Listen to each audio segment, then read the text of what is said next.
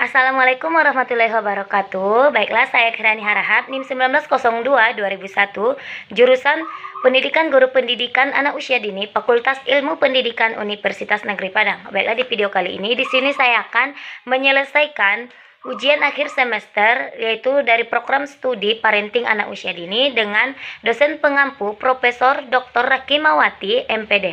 Baiklah, di sini saya akan memaparkan atau bagaimana sih cara asik mendampingi anak belajar di rumah di masa saat ini, atau di mana masa saat ini itu merupakan masa pandemi.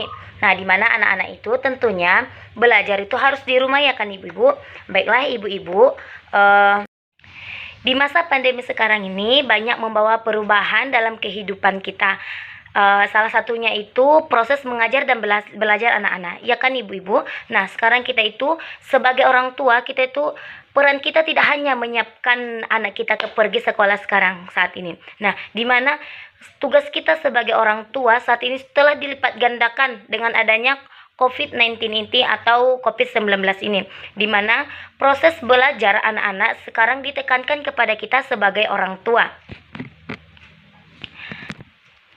Dengan pemerintah mewajibkan belajar di rumah, tidak sedikit hal ini orang tua harus siap menjadi guru di rumah untuk anaknya. Karena di samping itu kesibukan yang lain tentunya, jika orang tua tidak siap dalam mengajarkan anak atau mendampingi anak belajar, maka itu akan berdampak sekali untuk pendidikan anak, di mana nantinya anak akan mengalami ketertinggalan dalam materi, tidak mengerti bagaimana proses atau sistem daring. Nah, sekarang di mana peran orang tua ini, kita sebagai orang tua, ya ibu-ibu, bapak-bapak, nah di sini kita sangat berperan aktif dan harus ikut serta dalam program parenting ini, di mana sekarang tugas kita itu sudah dilipat gandakan, bagaimana cara mengurus anak, bagaimana cara membuat anak agar lebih giat belajar, metode seperti apa yang harus kita gunakan agar anak lebih giat belajar. Nah, di sini kita harus menguasai metode tersebut.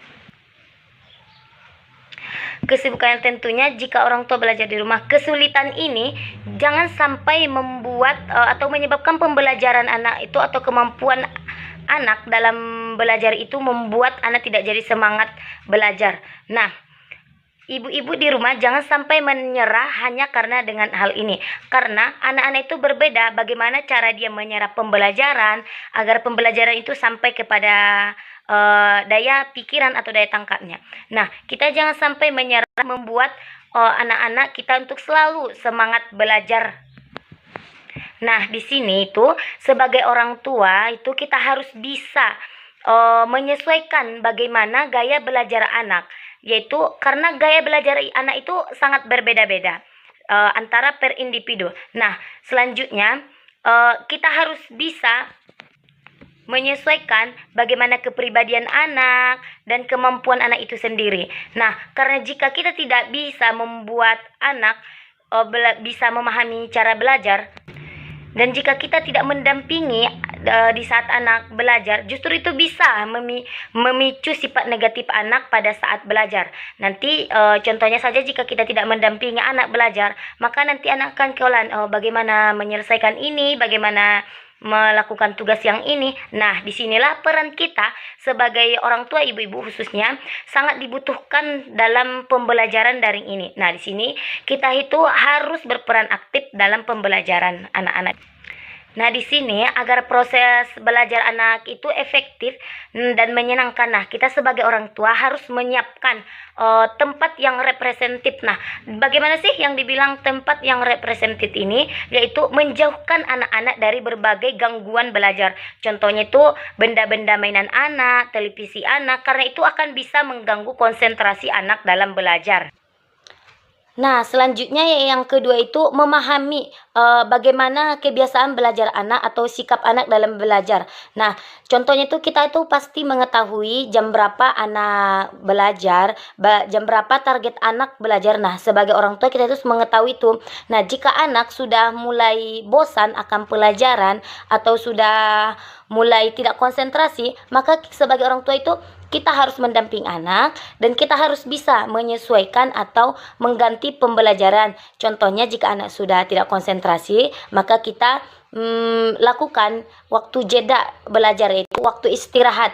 Nah, di mana dalam waktu istirahat ini kita bisa menyelingkan, contohnya itu memakan makanan, buah-buahan, atau memakan cemilan terlebih dahulu agar pikiran anak atau kognitif dan konsentrasi anak tidak terganggu. Nah, setelah itu baru anak siap belajar. Nah, yang ketiga itu memahami gaya belajar anak. Nah, di sini ibu-ibu kita itu harus mengetahui dan memahami gaya belajar yang anak sukai. Nah, karena gaya belajar anak ini ada 3. Yang pertama itu auditori. Nah, di mana anak yang dengan menggunakan gaya belajar auditori ini, yaitu belajar dengan membaca buku, dengan bersuara atau bergema. Nah, dengan proses membaca buku, anak akan mudah menangkap, atau begitulah gaya belajar yang mudah anak serap dan tangkap. Yang kedua yaitu ada gaya visual. Nah, di mana gaya visual ini gaya belajar dengan cara melihat, seperti sering membaca, observasi, dan menggunakan gambar-gambar hasil pembelajaran atau soal belajar. Dengan gaya ini, anak akan mudah menyerap pembelajaran. Nah, yang ketiga itu ada gaya belajar kinestik, di mana gaya belajar kinestik ini lebih gelisah belajar, di mana itu anak itu harus memang bersifat pro dan aktif. Nah, jika memang tidak belajar, maka anak tidak akan tidak akan senang belajar. Anak itu akan berpikir harus belajar. Nah, inilah yang dinamakan gaya belajar dengan kinestik. Dia itu anak itu menyukai gaya belajar yang aktif dan bergerak. Dia tidak bisa diam. Nah, lalu bagaimana sih cara memahami gaya belajar anak ini? Gaya belajar anak. Nah, ibu-ibu bisa mendengarkan atau bisa mengetahuinya dengan cara yang ini. Nah, yang pertama itu agar kita dapat mengetahui bagaimana gaya belajar anak, yang pertama itu sering menghabiskan waktu dengan anak. Contohnya kita harus sering menemani anak belajar, bermain di sana. Dalam kita sering mendampingi anak belajar, maka di sana kita akan mengetahui bagaimana sih gaya belajar anak ini, apakah dia bersifat auditori, visual, kinestik. Nah, itu kan anak kita, tentunya kita sebagai orang tua mengetahui dengan baik bagaimana gaya belajar yang anak sukai. Nah, yang kedua yaitu menanya kesulitan apa saja sih yang anak hadapi dalam belajar. Contohnya, jika anak kesulitan dalam penambahan, perkalian, pembagian, dan penjumlahan, atau membaca secara cepat kayak gitu, nanti kita bisa pecahkan bagaimana kesulitan anak itu. Nah, sebagai guru kita harus menanyakannya dengan baik. Nah, sebagai orang tua itu kita harus menanyakan itu dengan baik, karena sekarang peran aktif yang mengajarkan anak itu, di mana guru itu di mana orang tua itu sudah bersifat seperti guru, tidak bisa hanya mengantar anak sekolah saja. Namun sekarang di masa pandemi ini, orang tua itu dituntut berperan aktif untuk mendampingi anak dalam proses belajar mengajar. Nah, adapun yang ketiga yaitu orang tua harus selalu itu berkomunikasi yang baik dengan guru dan anaknya. Nah, di sini kita harus menanyakan jika anak mengalami kesulitan dalam belajar, maka kita bisa telepon guru. Apa saja cara mengatasi anak saya jika begini dan dia menghadapi kesulitan dalam belajar. Nah, begitu. Nah, selanjutnya ibu-ibu, hal terakhir yang harus kita pahami sebagai orang tua, itu kita harus bisa menjadi contoh yang baik untuk anak-anak kita. Jangan pula kita menjadi contoh yang buruk untuk anak-anak kita, karena itu nanti akan berpengaruh kepada perkembangan kognitif anak dan bagaimana cara anak bersikap pada saat dewasa nanti.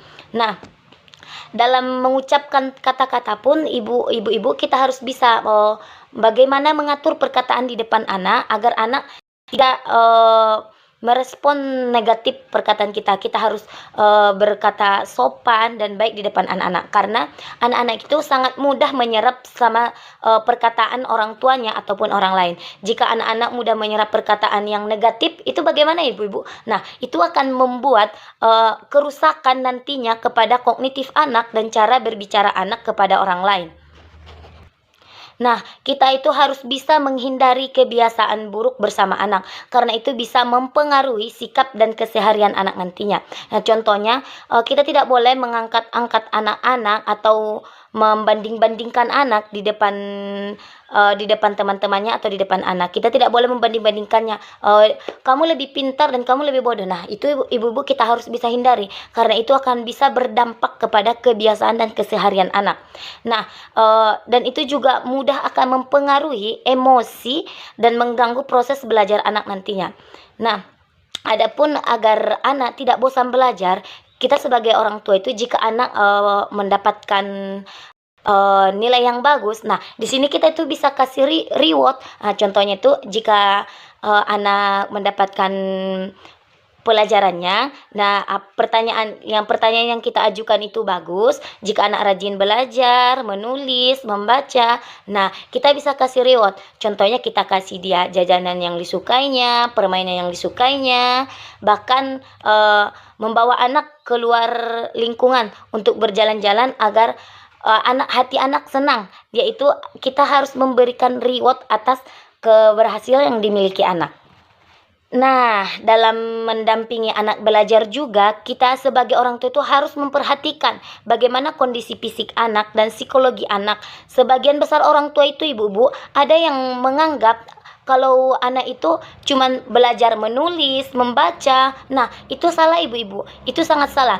Anak kita sebagai orang tua harus juga memperhatikan bagaimana emosional anak, bagaimana karakter anak.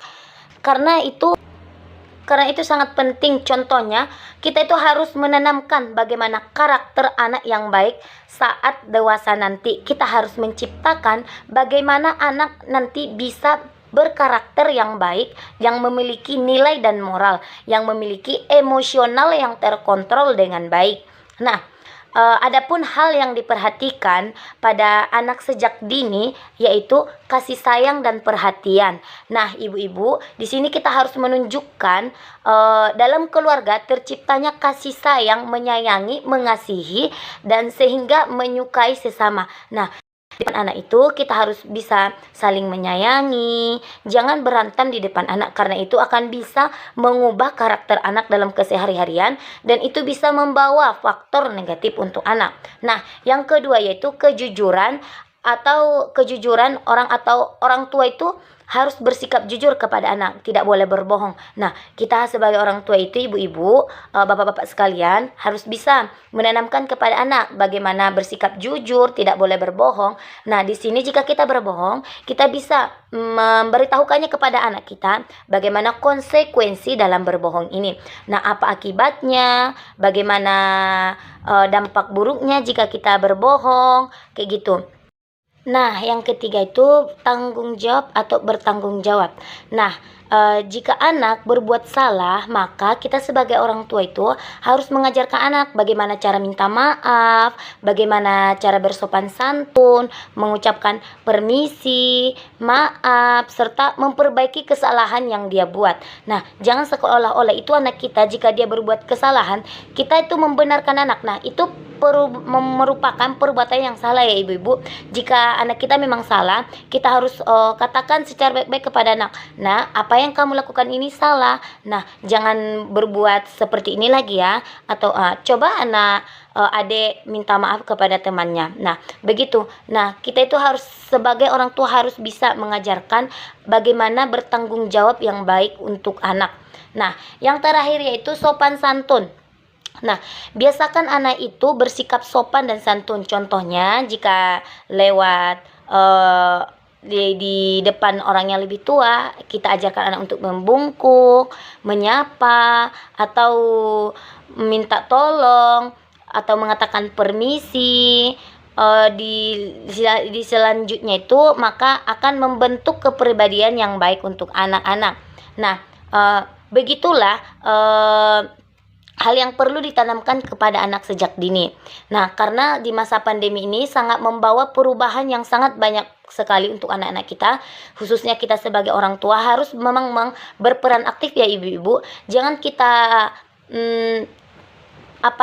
jangan kita selewengkan permasalahan pembelajaran anak-anak ini, karena anak usia dini itu anak yang butuh perhatian dari kita, dimana mereka itu harus memulai dari awal. Nah, kita sebagai orang tua merupakan madrasah utama atau pendidikan utama bagi anak-anak kita. Kita harus memberikan contoh yang baik untuk anak-anak kita.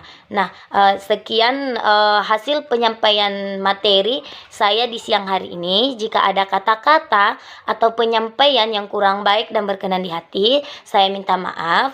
Semoga video ini membawa manfaat, begitu banyak manfaat untuk kita semua. Jika terjadi kesalahan dalam pengucapan, saya minta maaf. Saya tutup. Wassalamualaikum warahmatullahi wabarakatuh.